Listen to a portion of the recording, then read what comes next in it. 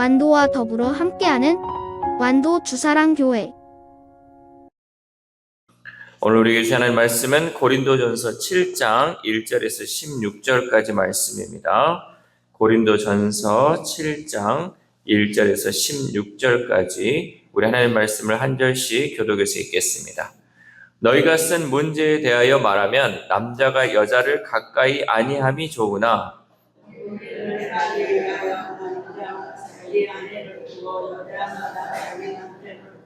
남편은 그 아내에 대한 의무를 다하고 아내도 그 남편에게 그렇게 할지라.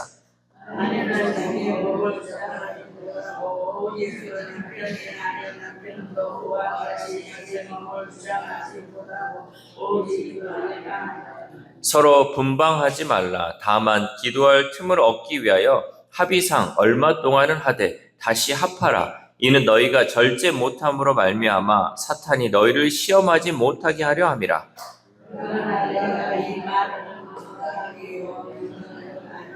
나는 모든 사람이 나와 같기를 원하노라. 그러나 각각 하나님께 받은 자기의 은사가 있으니 이 사람은 이러하고 저 사람은 저러하니라.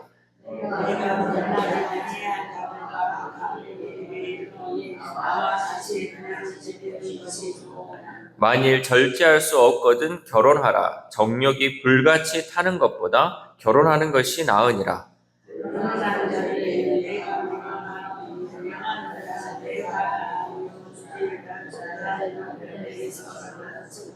만일 갈라섰으면 그대로 지내든지 다시 그 남편과 화합하든지 하라. 남편도 아내를 버리지 말라.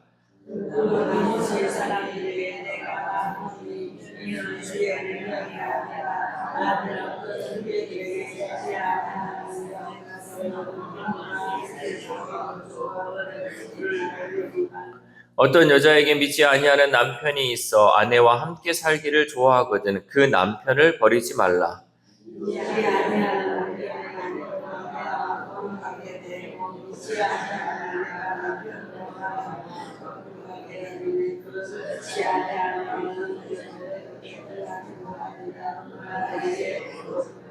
혹 믿지 아니하는 자가 갈리거든 갈리게 하라. 형제나 자매나 이런 일에 구애될 것이 없느니라. 그러나 하나님은 화평 중에서 너희를 부르셨느니라.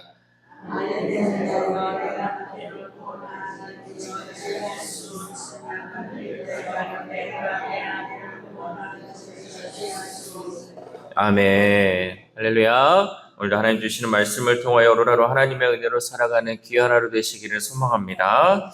오늘 본문의 이 배경을 보면요, 당시 고린도 교회는요, 성과 결혼을 두고 서로 다른 주장에 흔들리고 있었습니다. 이런 혼란 속에서 바울은 성도의 결혼 생활이 복음 안에서 어떤 의미를 가지고 있는지를 가르쳐주고 있죠. 또한 이 말씀은 성도가 어떻게 거룩한 하나님의 자녀로서 부부 관계를 지켜야 하는지 알려주고 있습니다. 그렇다면 복음 안에서 우리는 성과 결혼을 어떻게 이해해야 할까요? 먼저 결혼은요, 하나님이 제정하신 언약의 자리라는 사실입니다. 우리 1절 말씀 시작. 너희가 쓴 문제에 대하여 말하면 남자가 여자를 가까이 아니함이 좋으나. 아멘. 바울이 남자가 여자를 가까이 아니함이 좋다라고 이 표현한 것은요, 욕망을 따라 상대를 대하는 태도를 경계해야 한다는 의미죠. 그러니까 너무나 이쪽으로 욕망으로 가면 안 된다는 거죠. 바울은 음행의 위험이 있는 세상에서 하나님이 주신 보호의 울타리는 결혼이며 결혼 안에서는 남편과 아내가 서로를 마땅히 할 바를 다해야 한다라고 말씀하고 있습니다. 예전에 이런 TV에서 이런 얘기가 나왔더라고요. 한국인 여성에게 이제 물어보죠. 당신의 배우자는 어떤 사람이 됐으면 좋겠습니까? 그랬더니 그 여자가 저는 남편이 되는 사람이, 배우자 될 사람이 학벌도 좋고 직장도 좋고 연봉도 좋고 가정 환경도 좋았으면 좋겠습니다 라고 얘기를 했더니 옆에 이제 그걸 보고 있던 외국인 여성이 당신 거지예요? 라고 물어봤다는. 여러분, 결혼이라는 건요, 내가 이 상대방으로 인해서 득을 얻는 게 아니고요, 서로가 서로를 존중하며 서로가 서로를 세워가는 게 결혼이잖아요. 근데 자기는 뭐 가진 것도 없고 자기는 준비되지 않은 상태에서 상대가 이 모든 것을 갖추고 자기만을 위해서 살아주는 것은 결혼이 아니라는 거죠. 그러니까 결혼이라는 것은 우리가 잘 생각해야 되는 것이 서로가 서로의 부족한 것을 세워주면서 함께하는 공동체, 그 가정을 이루는 것이 결혼이다라는 거죠. 그래서 또한 바울은 남편에게도 아내에게도 똑같이 서로의 필요를 존중하고 서로를 빼앗기지 말라고 권면합니다. 우리 3절 말씀 시작. 남편은 그 아내에 대한 의무를 다하고 아내도 그 남편에게 그렇게 할지니라. 아멘. 상대적인 거예요. 서로가 서로에게 필요를 채워주고 또 도와주는 그 돕는 배필로서의 역할을 감당해야 한다는 거죠. 결혼의 이 친밀함은 사랑의 표현이지 힘의 우위가 아닙니다. 여러분, 결혼은 두 사람이 하나님 앞에서 서로를 배려하는 언약입니다. 그러므로 부부는 친밀함마저 복음의 방식으로 다루어야 한다는 거죠. 그래서 우리는 상대를 내 만족을 위한 수단으로 사용하지 않고 서로를 살리고 세우는 언약의 관계로 지켜가는 우리 모두가 될 수 있기를 소망합니다. 또한 우리는 거룩한 질서를 따르는 소명자입니다. 우리 7절 말씀 시작. 나는 모든 사람이 나와 같기를 원하노라. 그러나 각각 하나님께 받은 자기의 은사가 있으니 이 사람은 이러하고 저 사람은 저러하니라. 아멘.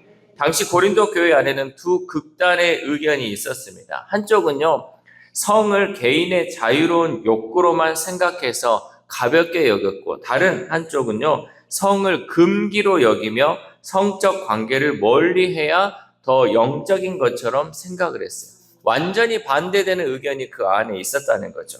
그런데 바울은 어느 한쪽이 옳다고 말하지 않았습니다. 바울은 결혼을 권하기도 하고 독신을 권하기도 했습니다. 그런데 그 기준은요, 하나님이 각 사람에게 주신 은사와 부르심이라는 거죠. 그러니까 여러분, 사람마다 다 다르잖아요. 다 배경도 다르고 생각하는 것도 다르고 어떤 게 더 좋은지 사람마다 다른데, 어떤 사람에게 나는 혼자 사는 게 좋은데 계속 결혼하라고 그래봐요. 얼마나 스트레스고 얼마나 힘들겠어요. 나는 나 혼자 그냥 살고 이렇게 하는 게 좋은데 남을 누군가를 책임져야 한다는 거 너무나 부담스러운 사람이 있어요. 근데 이런 사람한테 계속 결혼해라 그러면 얼마나 스트레스 받겠어요. 그리고 나는 또 결혼을 하고 싶은데 혼자 있어야 된다, 어째야 된다, 이거 절제해라 막 이러면 또 얼마나 힘들겠습니까? 각자의 은사가 있고 각자의 부르심이 있다는 거죠.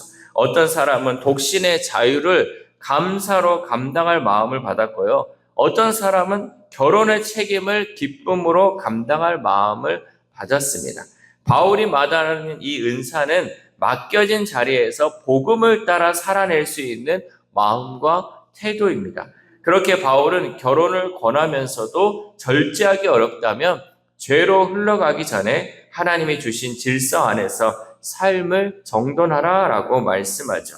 여러분, 거룩은요, 하나님이 정하신 질서 안에서 자신의 연약함을 인정하고 죄의 길을 피하도록 삶의 자리를 정리할 때 자라나는 줄 믿습니다. 그러니까 거룩하다는 것은요, 내가 억지로 하는 것이 아니라 복음에 합당한 삶, 또 나에게 주신 그 은사대로, 또 하나님이 주시는 그 믿음의 분량대로 살아가는 것. 이것이 여러분 거룩이지, 이것을 절제하고 이것을 억제하면서 오히려 그를 죄된 삶을 살아가는 것은 옳지 않은 삶이다라는 거죠. 그러므로 우리는요, 하나님의 자녀로 부르신 그 소명을 기억하며 결혼이든 독신이든 비교와 정죄를 내려놓고 주님이 주신 자리에서 믿음으로 살아가는 우리들이 될 수 있기를 소망합니다. 그러니까 우리는요, 늘 어떤 생각이 있냐면요, 여러분, 우리가 버려야 할 것 중에 하나는 비교예요, 비교. 옆에랑 비교하고 저 사람과 비교하면요, 꼭 우리는 그 사람에게 맞춰가려고 하는 거예요. 저 사람은 저렇게 살아가는데 나도 저렇게 살아야 돼. 저 사람은 저렇게 하니까 나도 그렇게 해야지. 이 비교하는 마음 때문에 오히려 우리는 죄된 삶을 살 수 있고요, 억지로 살아가는 삶이 될 수 있다는 거예요. 내가 행복한 삶이 있어요. 내가 이 삶이 행복한데 괜히 옆에 사람 보고 괜히 TV 보고 괜히 SNS 보면서 저 사람이 저렇게 하니까 나도 저렇게 해야지 억지로 짜맞춰 가면요, 그것보다 더 불행한 것은 없다는 거죠. 왜? 우리에게 주신 은사가 다르고 부르심이 다른, 하나님은요 우리를 복음에 합당한 자로서 어떠한 역할을 해야 할지에 맞게끔 우리를 부르셨는데 다 어떻게 똑같이 살 수 있겠습니까? 다 어떻게 그렇게 살 수는 없다는 거죠. 그래서 우리는 이 비교하고 정죄하는 마음을 버리고요, 주신 은사대로 또 부르심에 합당한 삶을 살아야 할 줄 믿습니다. 마지막으로 우리는요 가정을 통해 평화를 이루라고 부르심을 받았습니다. 우리 13절 말씀 시작. 어떤 여자에게 믿지 아니하는 남편이 있어 아내와 함께 살기를 좋아하거든 그 남편을 버리지 말라. 아멘. 본문에서 바울은요 성급히 결혼 관계를 끊지 않도록 붙잡습니다. 왜냐하면 성도의 결혼은 주님의 권위 아래 놓여 있기 때문이에요. 그러니까 여러분 우리가 그 결혼을 할 때 서약을 할 때 하나님 앞에 서약하는 거는요 하나님의 이제 권위 아래에 있기 때문에 우리가 우리 마음대로 결정할 수 없다는 거죠. 특히 믿지 않는 배우자의 결혼 문제에서 바울은 복음의 방향을 새롭게 제시하죠. 우리 14절 말씀 시작. 믿지 아니하는 남편이 아내로 말미암아 거룩하게 되고 믿지 아니하는 아내가 남편으로 말미암아 거룩하게 되나니 그렇지 아니하면 너희 자녀도 깨끗하지 못하니라. 그러나 이제 거룩하니라. 아멘. 바울은 믿는 배우자를 통해서 그 가정이 거룩한 영향 아래에 놓이며 자녀도 거룩한 자리에 놓인다고 말합니다. 이는 믿는 자를 통해 복음이 들어온 가정은 더 이상 이전과 같을 수 없고 주님이 그 안에서 일하신다라는 의미예요. 여러분 우리는요 그 사명을 가지고 가정에서 일해야 돼요. 특히 배우자나 또 자녀들이 믿지 않는다. 그런데 나 혼자 믿는다. 하나님, 이것은요 하나님께서 우리에게 주신 사명이에요. 우리가 그 가정 가운데 평화로 부르심을 받았고 나를 통해서 그 거룩한 영향 아래 있도록 하나님이 우리를 부르시고 사명자로서 우리를 그 가운데 세워주셨다라는 것을 우리는 잊지 말아야 한다는 거죠. 우리는요 복음의 평화를 세워가는 성도들이에요. 주님이 주신 그 평화, 주님이 주신 그 평안을요 우리 가정에 있는 모든 사람에게 전하는 역할이 우리에게 주어졌다는 거죠. 가정은 단지 감정이 오고 가는 공간이 아니라 믿음이 드러나는 자리예요. 이게 여러분 제일 중요합니다. 우리가 가정이요 가장 편안한 자리고요 가장 우리의 속마음을 막 드러낼 수 있는 자리잖아요. 그런데 여러분 속마음 다 드러내면요 싸움밖에 안 나잖아요. 늘 감정 싸움이에요. 너는 어쨌냐 저쨌냐, 이것이 서운하고 왜 이러냐, 이런 게 여러분 가정이 되면 안 되잖아요. 우리는요 특별히 믿는 사람 또 그리스도인을 부르심 받은 우리는요 우리의 감정도 절제할 수 있어야 돼요. 왜? 복음을 위해서. 우리가 저 믿지 않는 영혼을 살리려면요 우리의 그 감정 또한 조절하면서 우리가 절제할 것 절제하고 내가 더 섬기는 모습으로 더 사랑하는 모습으로 나가야 돼요. 그래야 저 영혼 살릴 거 아닙니까? 그런데 우리가 똑같이 받아치고 똑같이 아이들에게 대하면요 그 아이들이 어떤 모습을 보고 예수 그리스도께 나올 수 있겠습니까? 우리는요 이 사명감을 여러분 잊지 말고 평화를 위해서 주님을 위해서 우리가 부름받았다는 그 사실을 잊지 말고 믿는 남편으로 인해서 믿지 않은 아내가 예수님을 영접하고 믿는 아내를 통해 믿지 않는 이 남편이요 복음을 받아들일 수 있도록 우리는 그 사명자의 역할을 감당해야 한다는 거죠. 때로는 믿지 않는 배우자와 함께 걸어가는 길이 버겁게 느껴질 수 있지만요 우리가 알지 못하는 방식으로 주님이 그 관계 안에서 역사하시며 그 가정을 통해서 복음이 흘러 들어갈 줄 믿습니다. 힘들어요. 여러분 믿지 않는 사람들과 사는 사람들 얘기 들어보면 얼마나 힘들어하는지 몰라요. 그러나 그 안에서 주님이 역사하십니다. 우리가 기도하며 나아갈 때 하나님께서는 그 한 영혼을 사랑하기 때문에 우리를 통해서 그 영혼 다시금 구원받고 하나님의 은혜의 역사가 나타날 줄 믿습니다. 그러므로 우리는 오늘도 우리 가정과 관계 속에서 복음의 향기가 이어지도록 평화를 이루는 성도의 삶을 살아갈 수 있기를 소망합니다. 사랑하는 순학교 성도 여러분, 오늘 본문은 성과 결혼을 대하는 성도의 길을 가르쳐주고 있죠. 결혼은 서로를 세우는 언약의 자리입니다. 또한 성도의 거룩은 하나님이 정하신 질서 안에서 자라나죠. 그러므로 우리는 가정에서 그리스도의 평화를 이루는 소명을 따르는 성도가 될 수 있기를 바랍니다. 그렇게 행할 때 오늘 우리의 몸과 관계가 복음에 합당하도록 주님이 주신 자리에서 신실하게 걸어가는 우리 모두가 될 수 있기를 소망합니다. 이 새벽 우리가 함께 기도할 때 하나님, 우리가 어떤 관계에 있을지라도 그 모든 관계는 복음을 위한 것임을 깨닫게 하시니 감사를 드립니다. 특별히 믿지 않는 배우자나 자녀를 대함에 있어서 예수 그리스도의 사랑으로 보듬어 그들에게 주님의 사랑을 전하는 삶을 살게 해달라고 기도합시다. 또한 오늘 하루를 살아감에 있어서 하나님의 자녀로서 거룩한 삶을 살게 하시고 복음에 합당한 또 복음을 통하여 평화를 이루어가는 삶을 살아가는 저 여러분 되시기를 주님의 이름으로 소망합니다. 기도하겠습니다.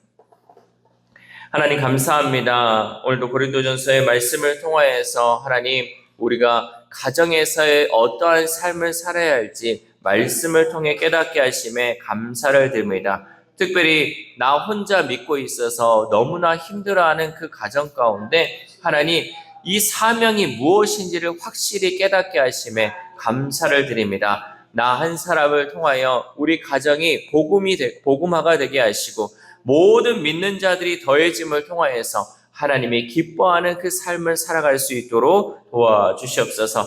때로는 나 혼자라서 외로운 삶이지만 하나님 그 가운데 주님이 함께 하시고 하나님의 역사가 이루어질 줄 믿습니다. 우리는 온전히 하나님만을 바라보면서 주님이 주시는 그 사랑을 우리 믿지 않는 자들에게 흘려보내며 주님의 평화를 전하는 삶을 살아갈 수 있도록 도와주시옵소서. 또한 아픈 환우들을 위해서도 기도합니다. 하나님 그 영혼들 주님께서 붙들어 주시고 주님께서 함께하여 주심을 통하여서 오늘도 점점점 나아지는 역사가 있게 하시고 점점점 회복되는 역사가 하나님 환우들의 삶 가운데 나타날 수 있도록 도와주시옵소서. 또한 우리의 다음 세대 우리의 자녀들이 있습니다. 하나님 우리의 자녀들이 우리의 믿음 생활을 통해서 하나님을 알아가기를 소망합니다. 우리 엄마같이 우리 아빠같이는 하지 않겠어 라고 결단하는 것이 아니라 우리 엄마를 본받아서 우리 아빠를 본받아서 나도 믿음 생활해야겠다라는 그 마음이 들 수 있도록 우리가 더욱더 우리 자녀들을 위해 기도하고